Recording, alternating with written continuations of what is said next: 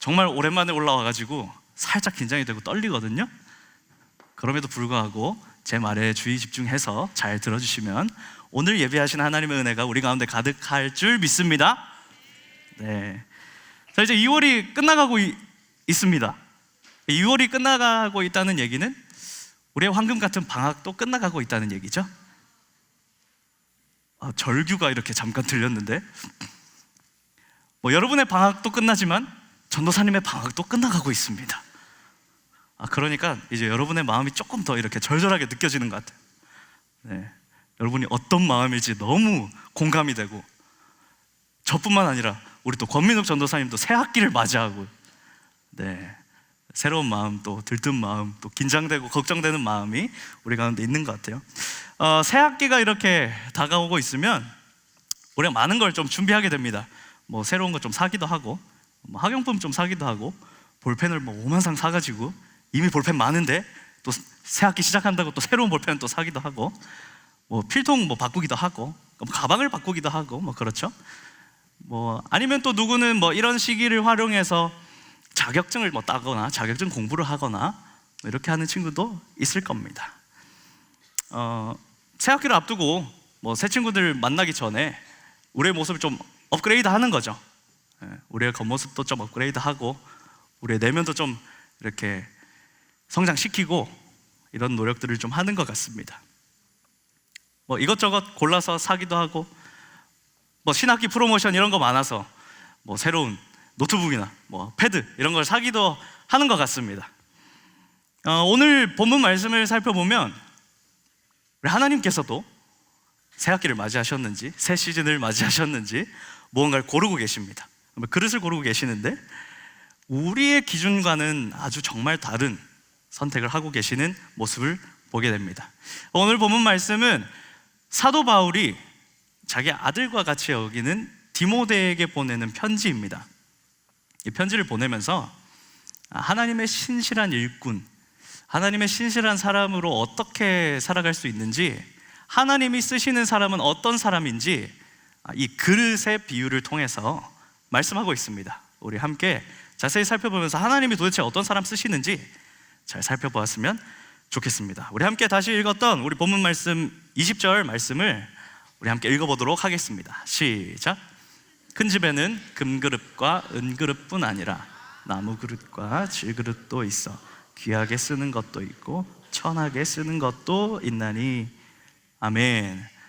자, 이 큰 집이 있는데 거기 어떤 그릇이 있다고 하나요? 네, 다 나왔어요. 금그릇, 은그릇, 나무그릇, 질그릇. 네, 다양한 그릇이 있다고 하는데, 이 다양한 그릇이 뭐냐면 재질이 되게 다양하죠. 금, 은, 나무, 질그릇. 이 질그릇은 진흙으로 된 그릇을 얘기합니다. 네. 이 재질에 따라서 용도가 정해져 있다는 거예요. 재질에 따라서 용도, 그마다 쓰임새가 있다는 것이죠. 어떤 거는 귀하게 쓰이고 어떤 그릇은 천하게 쓰인다고 성경이 말씀하고 있습니다. 귀하다는 것은 딱히 설명하지 않아도 우리 특별할 때 쓰는 그릇일 것 같아요. 그러니까 특별하니까 조금 아껴두고 관리도 조금 더 잘하고 신경 써서 좀 특별한 날 사용할 것 같아요. 근데 오늘 성경에 천하게 쓰는 것도 있다라고 되어 있는데, 요건 단어 의미를 조금 더 잘 살펴보니까 아유 더러워 이런, 아유 천해 이런 느낌이 아니라 특별한 가치를 담지 않고 있는 그릇, 특별한 용도로 사용하지 않는 그냥 일반적인 용도로 사용되는 그릇을 천하다, 천하게 사용하는 것도 있다, 이렇게 설명하고 있습니다. 네, 천하다고 해가지고 더럽고 이런 게 아니라 정말 일반적인 용도로 사용하는 것이죠. 여러분, 우리 각자의 집을 한번 생각해 봅시다. 그릇이 너무 많을 것 같은데요. 집에서 그릇을 쓰긴 하시죠? 네. 다양한 그릇이 있어요. 너무 다양한 그릇이 있습니다. 정말 많은 그릇이 있지만 그 그릇마다 각자의 쓰임새가 있는 거예요. 용도가 다 다르죠. 어떤 거는 밥을 담기도 하고 국을 담기도 하고 샐러드, 고기 다양한 걸, 아주 다양한 걸 담습니다. 그 그릇마다 정해진 쓰임새가 있는 것이죠. 여러분, 어떤 그릇이 되고 싶으세요? 이왕이면 금그릇 해가지고 좀 이렇게 휘황찬란하게 살고 싶으시죠? 아니면 혹은 저는 뭐 금그릇까지는 바라진 않고 막 은그릇 정도 되면 밖에 내놓기 뭐 안 부끄러울 것 같아요. 아니면 혹은 또 이렇게 생각할 수 있을 것 같아요. 뭐 어차피 진흙그릇인데 뭐 어떻게 삽니까? 그냥 뭐 진흙그릇 그대로 사는 거지. 이런 생각할 수 있을 것 같아요. 여러분, 이 재질이 무엇을 의미할까요? 계급. 누가 계급이라고 얘기했는데, 네, 뭐 어떻게 보면 그럴 수 있을 것 같아요. 세상은 여러분이 이 재질에 집중하게 합니다. 여러분 각자가 금그릇인지 은그릇인지, 나무로 되어 있는지 진흙으로 되어 있는지, 이걸 자꾸 생각하게 해요. 여기에 집중하게 합니다. 그것이 여러분의 뭐 어떤 외모가 될 수도, 성적이 될 수도 있고, 가고자 하는 학교가 될 수도 있고, 여러분의 진로가 될 수도 있고, 여러분의 재력이 될 수도 있겠죠. 그런데요, 성경은 여러분이 어떤 재질로 되어 있는지 집중하지 않습니다. 그 그릇이 어떤 상태인지 집중하고 있습니다. 그렇다면 이런 질문 할 수 있을 것 같아요. 아니 뭐 재질도 용도도 다 정해져 있는데 뭐 아무것도 안 해도 되지 않아요? 이런 질문이 들 수 있어요. 다 정해져 있으니까 무슨 의미가 있나? 재질을 생각하면 그렇죠. 금, 은, 나무, 흙. 금이 나무가 될 수 있나요? 조각하면 나무가 될 수 있을 것 같은데 결국엔 금이죠. 은이 흙이 될 수 있나요? 그렇게 생각하면 그렇습니다. 세상이 말하는 것도 똑같죠. 흙수저가 금수저 되는 거? 거꾸로 갈 수도 있겠네요. 아무튼 밑에서 위로 올라가는 건 참 어렵다고, 그건 불가능하다고 얘기하는 게 세상이죠. 가진 것이, 여러분의 외모가, 성적이, 학벌이 있어야만 쓸모 있는 존재라고 세상은 말합니다. 이렇게만 생각하면 당연히 좌절이 되죠. 당연히 낭망이 됩니다. 여러분, 근데 금그릇이라고 은그릇이라고 자랑할 이유가 없습니다. 혹은 나무그릇이라고 질그릇이라고 좌절하고 낭망할 이유도 없습니다. 성경은 재질이 중요한 것이 아니라 여러분이 어떤 상태이냐, 이것이 중요하다고 말씀하고 있습니다. 우리 다시 한번 20절, 21절 말씀을 함께 읽어보도록 하겠습니다. 시작. 큰 집에는 금그릇과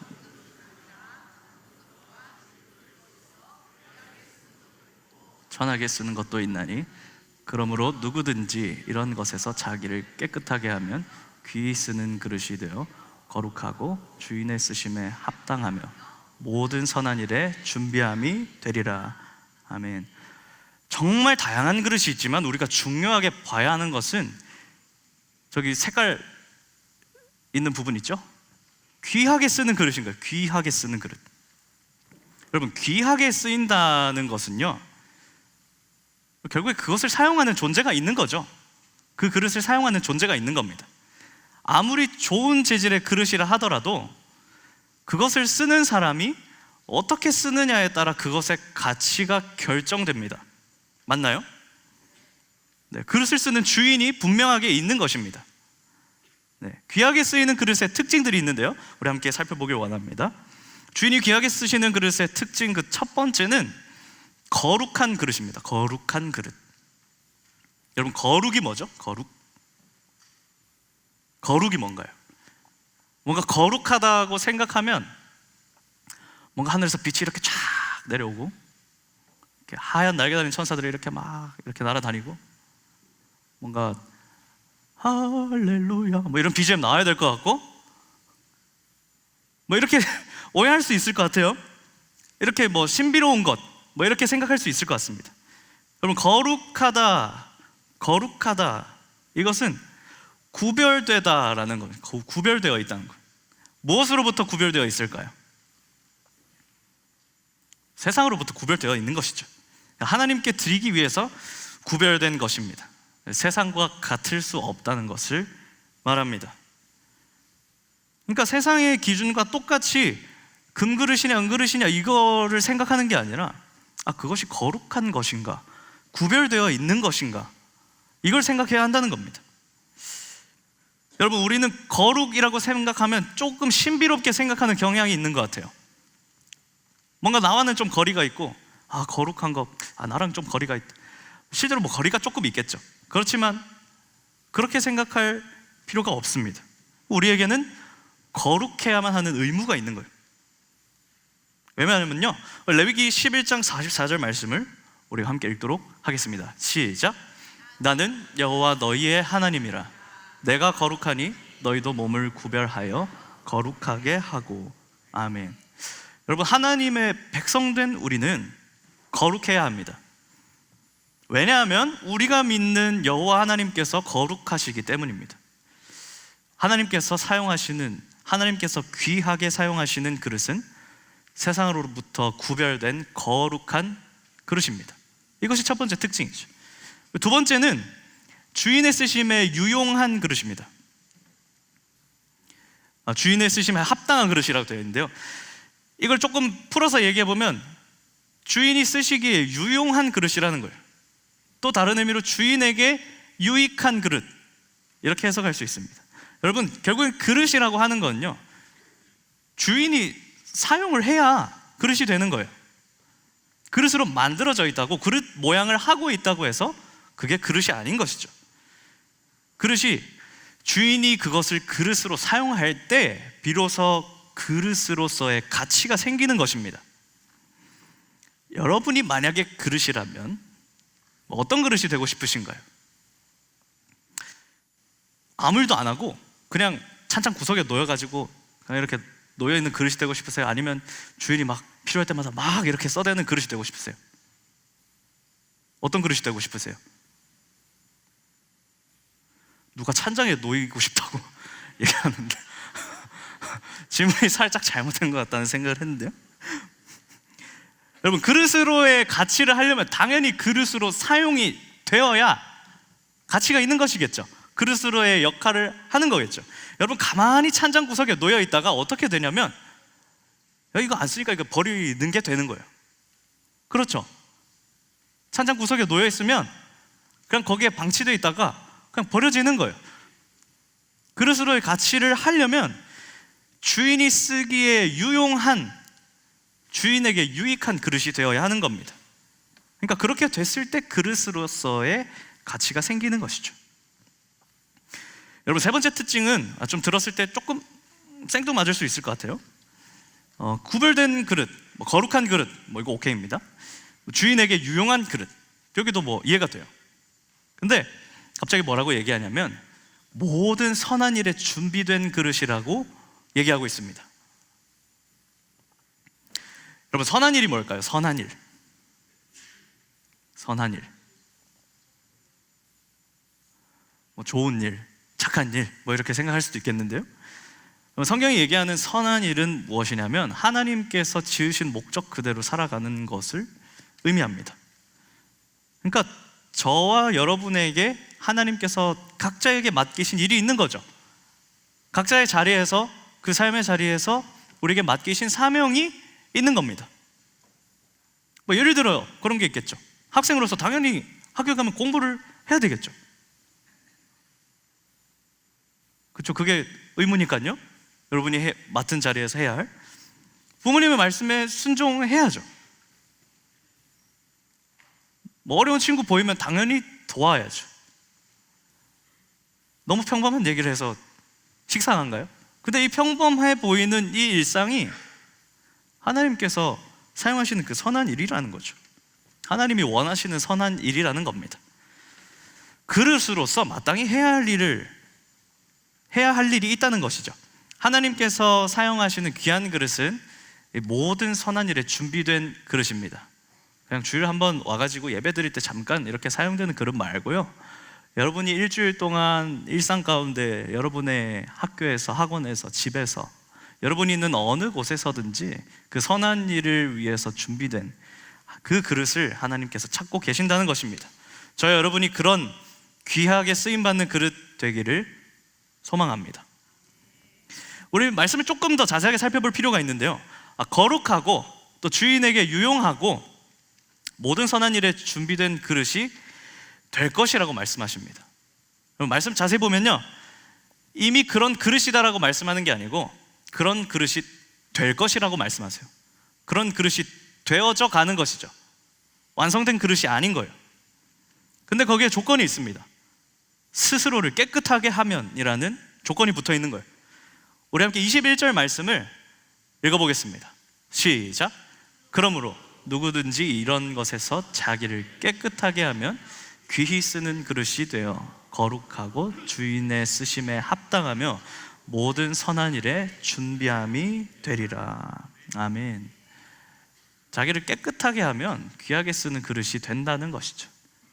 그 귀하게 쓰는 그릇은 거룩하고 주인의 쓰심에 합당하며 모든 선한 일에 준비함이 되리라 라고 되어 있는데, 될 것이라고 말씀하고 있는 거예요. 될 것이라고, 그런 그릇이 되어질 것이라고 말씀하고 있는 겁니다. 어떻게 하면요? 자기를 스스로 깨끗하게 하면. 여러분, 우리 스스로 깨끗하게 하는 게 가능할까요? 어떻게 생각하세요? 진짜 씻는 거 말고 여러분 스스로 깨끗하게 할 수 있을 것 같으세요? 깨끗하게 할 수 있다고 생각하시나요? 여러분, 원래 우리는 도무지 스스로 깨끗하게 할 수 없는 존재들입니다. 죄로 인해서 타락한 우리는 결코 스스로 깨끗하게 할 수 없습니다. 그 죄로 인해서 새까맣게 지저분해진 우리는 원상복구할 수 없을 만큼 더러워진 존재였어요. 여러분, 하다못해 우리도 더러운 거 집을 때 막 이렇게 해가지고 이러면서 이렇게 잡잖아요. 근데 이렇게라도 잡을 수 없을 만큼 우린 죄로 인해 더러워진 상태였다는 것입니다. 여러분, 근데요, 그런 우리에게 찾아오신 분이 계세요. 바로 예수 그리스도시죠. 우리는 예수님을 믿음으로 인해서 깨끗하게 되었습니다. 죄로 인해서 더러워진 우리에게 예수님께서 친히 찾아오셨습니다. 찾아오신 것뿐만이 아니라 우리의 모든 더러운 것을 대신 짊어지시고 십자가에서 죽으시고 부활하심으로 우리를 깨끗하게 하셨습니다. 마치 태어나서 한 번도 안 씻은 사람이 목욕을 해가지고 깨끗하게 된 것처럼 예수님께서 우리를 그렇게 깨끗하게 하신 거죠. 여러분, 목욕만 하면 끝나나요? 오랜만에 목욕탕 가가지고 때 불리고 때 밀고 막 빡빡 씻어가지고 깨끗하고 뽀송뽀송하게 나오면 끝인가요? 그러고 나가서 집 걸어가는 길에 땀나잖아요. 또 씻어야 되잖아요. 세상에 나가면 때 묻잖아요. 밖에 나가서 때 묻고 먼지 묻고 하는 거 매일매일 씻잖아요. 우리 안 씻는 친구 조금 씻으시고 매일매일 샤워하잖아요. 우리 여러분, 이런 의미예요. 우리 스스로 깨끗하게 한다는 것이 이런 의미입니다. 예수님을 믿어서 마치 목욕하고 나온 것처럼 우리 너무 깨끗한데, 세상을 살아가다 보면 세상의 때가, 세상의 먼지가 우리의 가치관을 더럽히고 우리의 그릇을 더럽힌다고요. 그러면 우리는 그것을 깨끗하게 해야 하는 거죠. 매일매일 샤워하는 것처럼 우리를 깨끗하게 하는 것이 필요한 것입니다. 이게 바로 스스로를 깨끗하게 한다는 의미예요. 그렇다면 우리는 어떻게 우리 스스로를 깨끗하게 할 수 있을까요? 오늘 말씀이 제시하는 방법을 우리 함께 살펴보길 원합니다. 우리 22절 말씀을 함께 읽어보겠습니다. 시작. 또한 너는 청년의 정욕을 피하고 주를 깨끗한 마음으로 부르는 자들과 함께 의와 믿음과 사랑과 화평을 따르라. 아멘. 네, 이 말씀의 첫 번째 뭐라고 말씀하나요? 너는 청년의 정욕을 피하라. 네, 이 말씀에 또한이라고 되어 있는데, 사실 이 흐름상 그러므로 너는 청년의 정욕을 피하고 라고 하는 게 조금 더 우리에게 와닿을 수 있을 것 같아요. 여러분, 청년의 정욕, 전 청년 아니고 청소년인데요, 뭐 이런 사람 없죠? 네. 첫 번째 행동은 청년의 정욕을 피하는 것입니다.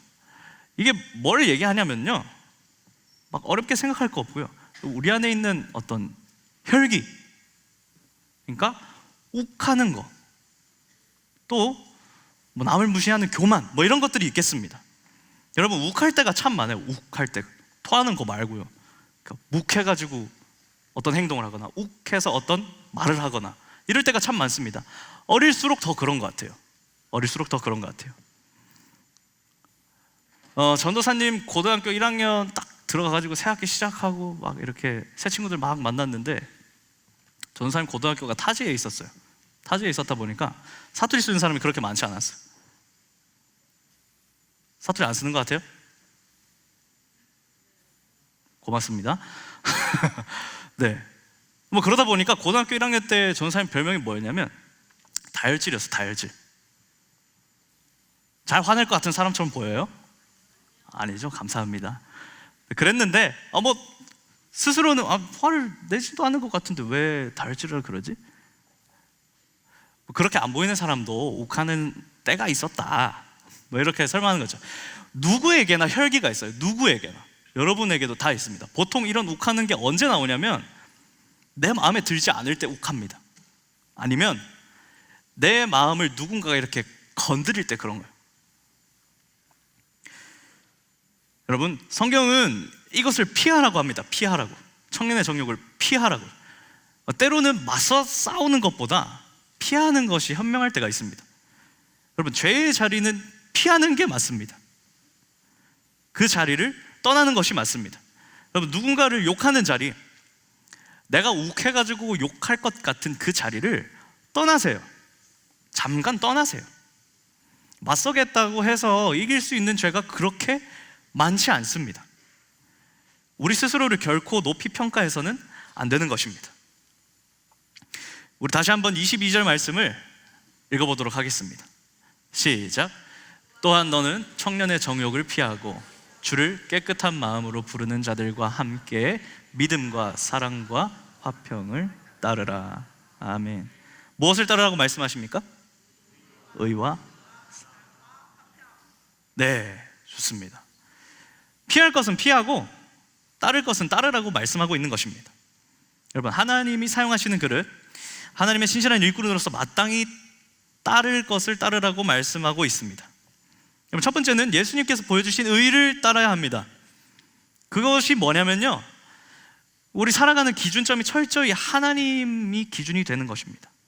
여러분, 모두가 잘못된 것을 한다고 해도요, 하나님이 기준 되시기 때문에 하지 않는 거예요. 하나님이 맞다고 하시는 것을 선택하는 겁니다.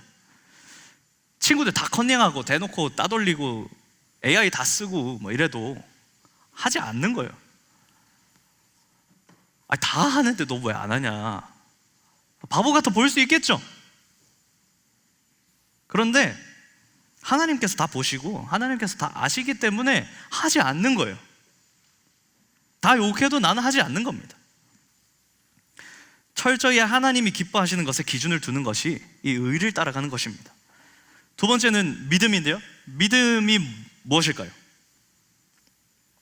나 예수님 믿는다라고 얘기하는 것도 믿음이겠죠. 근데 여기서 얘기하는 것은 그 믿음이 아니라 신실함을 뜻합니다.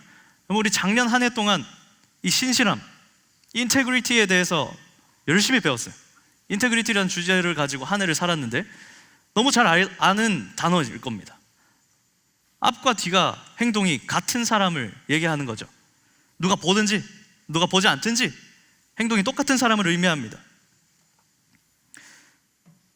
적어도 교회 와가지고는 욕을 덜 하게 되고 욕을 안 하게 되니까 학교 가서도 안 해보는 거예요. 그렇게 앞뒤가 내가 어디에 있든지, 학교에 있든지 집에 있든지 학원에 있든지 교회에 있든지 그 행동이 다 동일한 사람, 한 번에 모든 것이 바뀔 수 없어도 조금씩 줄여보는 겁니다. 저 욕하게 생겼나요? 네? 누가 네? 학교 다닐 때 썼겠죠. 저도 썼습니다. 중학교 때 썼어요. 근데 쓰다가 문득 무슨 생각이 들었냐면, 주일날 실컷 찬양하고 학교 가지고 욕하는 게 이게 맞나? 라는 생각이 들었어요. 그때부터 뭘 다짐했냐면, 내 찬양하는 입으로 욕하지 않아야 되겠다. 찬양하는 입으로 욕을 하지 않아야 되겠다. 그러고 바로 됐을까요? 네, 아니요, 고맙습니다. 바로 안 됐어요. 근데 조금씩 줄여보는 거예요. 욕 10번 할 거 9번 해보고, 욕 100번 할 거 99번 해보고, 조금씩 줄여나가는 거예요. 이 조금씩 줄여나가는 것, 그 시도가 쌓이고 쌓여서 하지 않게 되는 것이죠. 그렇게 교회에서의 모습이 학교에서의 모습이 되고 가정에서의 모습이 되게끔 우리가 발버둥 치는 겁니다. 여러분, 세 번째 사랑은 뭡니까? 사랑이 뭡니까? 사랑이 뭐예요? 뭔가 핑크빛 이렇게 꽃이 막 날리고 심장이 막 쿵쾅쿵쾅쿵쾅 뛰고 얼굴이 좀 빨개지는 것 같고 뭐 이런 걸 생각해야 사랑.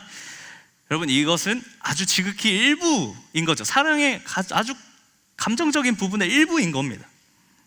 여러분, 사랑의 가장 정확한 예시를 우리는 이미 알고 있어요. 네, 예수님이 보여주신 사랑이 뭐예요, 여러분?